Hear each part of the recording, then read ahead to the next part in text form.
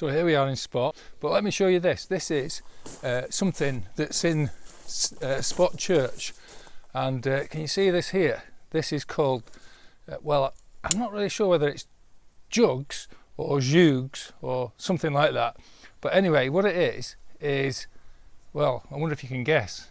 What you do with it is you put it around the person's neck, so I'll try and demonstrate here, like this, and oh, there I am, right? And what would happen in the past is people who had been up to no good, maybe they'd done something wrong, like, I don't know, stolen an egg from a neighbour, or perhaps had been doing something like they'd said some bad things about somebody, or perhaps, you know, they maybe cheated on somebody's husband or wife. But whatever it was, the church had this tradition of chaining that person up to the front of the church here, and as people came into church, they would curse them and spit on them and really look down their noses at them. Not very Christian, is it? Not very nice. Certainly not what Jesus told us to do when he told us to forgive each other and to love our neighbour. Anyway, that's in the past, a long time ago. Before you leave the church grounds, do have a chance to have a look around and see some of the graves. They're quite interesting.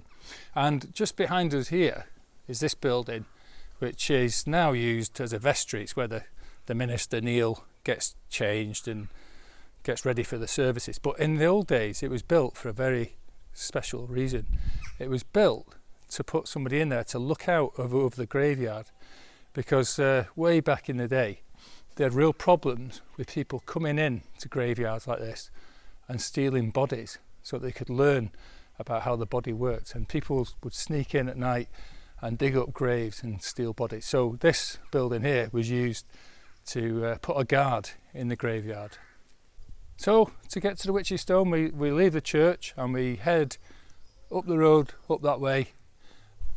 So there's a church behind me, and we're walking up, and you can see on your right hand side is a field, okay, and it's got some woolly friends in there just now, but at the bottom of that field is something quite interesting that not a lot of people actually go and see or even know about, and that is St John's Well. If you get a chance, have a wander along here. I'll show you how you get into it.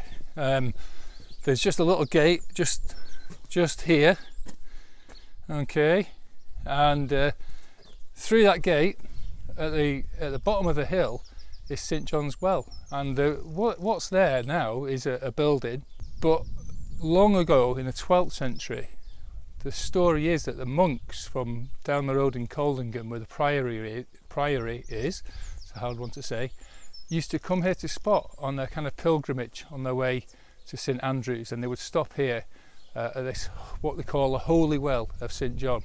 Okay, so that's just down the hill there, just where those sheep are.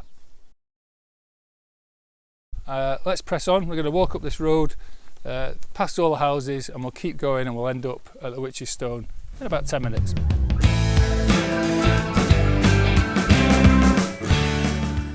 And here is the Witch's Stone coming up on your left. There it is.